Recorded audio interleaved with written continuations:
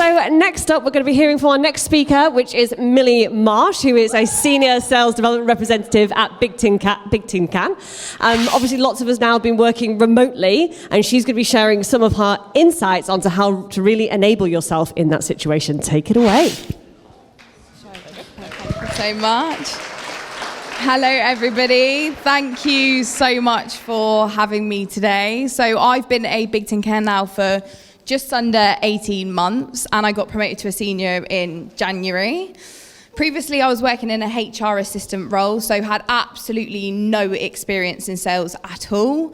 I was always told I'd be good in sales, but I just thought it was because I could kind of chat quite a lot. And you've probably heard that quite a few times if you chat just like me. But yeah, I live in the Cotswolds, so I am 100% remote.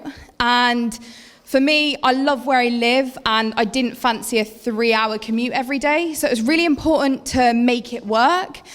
I was quite lucky because Big Tin Can would support me with this, but ultimately, and there's not really any way to sugarcoat this, you have to be disciplined. If you want to work effectively at home, you need to avoid the distractions and make sure you set yourself up to work well. I recently got myself a puppy, and I don't think that has helped at all.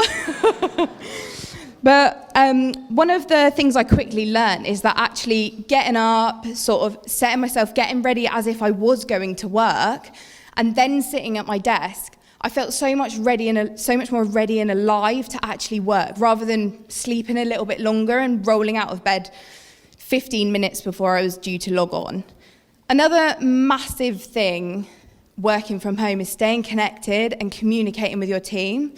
I'm sure most of you have those weekly team calls where you're talking about what's going on in your pipeline or whatever, but actually just messaging the other SDRs in your teams, AEs, AMs, building your sort of connections and communicating, it makes you feel so much more like part of the team, especially if you're having a really rubbish day.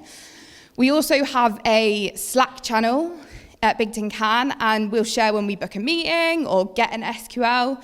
And that sort of keeps you pumped and ready to make that next dial, really. I also found that blocking my day and setting time blocks was a good way to sort of make sure I was taking breaks.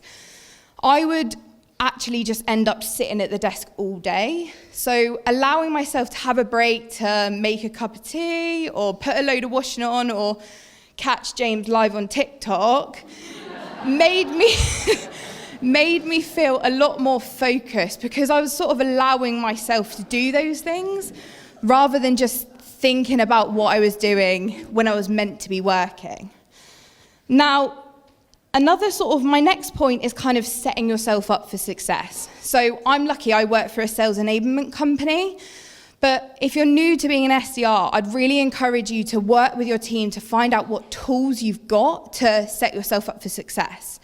So we have an AI coaching tool. So when I was planning for today, I sort of got myself on there, recorded myself, and got some feedback on what I was doing well or what scores I was doing. And we use that for like practicing our pitch or whatever. But really using that means that you're enabling yourself to sort of have your own success, and that's super important.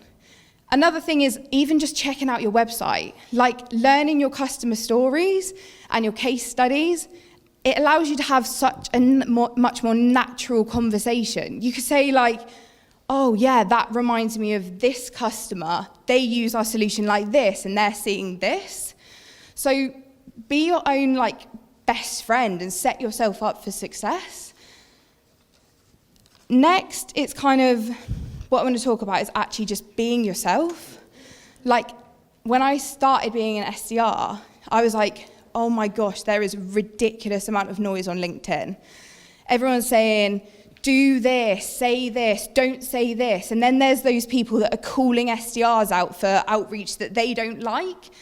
But maybe the same outreach would work on someone else. And I just sat there and I was like, what do I say? Like, what do I say to these people? But you just need to be yourself. So I started to kind of plan, and I'd screenshot the posts that I found interesting or like the different techniques that I wanted to use.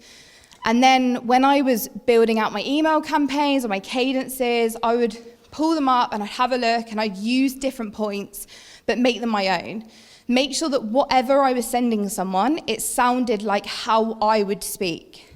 It sounded like Millie Marsh. And if it didn't, I wasn't going to send it. Because when I picked up the phone, how could I be that same person who sent a really techie email? Because I just wouldn't speak like that. So that was super important to me. And even just sending yourself the email. See how it looks on your phone. I'm pretty sure that most of us read our emails on our phone nowadays. If you're sending a massive thing of text to somebody's email, they're not going to read it. So I would just have like so many emails in my inbox saying me, because I'd be practicing what I was trying to say. But ultimately, if you are sat here today and you are a new SDR or BDR, you have been chosen to do the job you're doing now because that company believes you can do it, regardless of the experience you have or you don't. So be yourself, enable yourself, and really push yourself to earn the money you want to earn. That's what I say.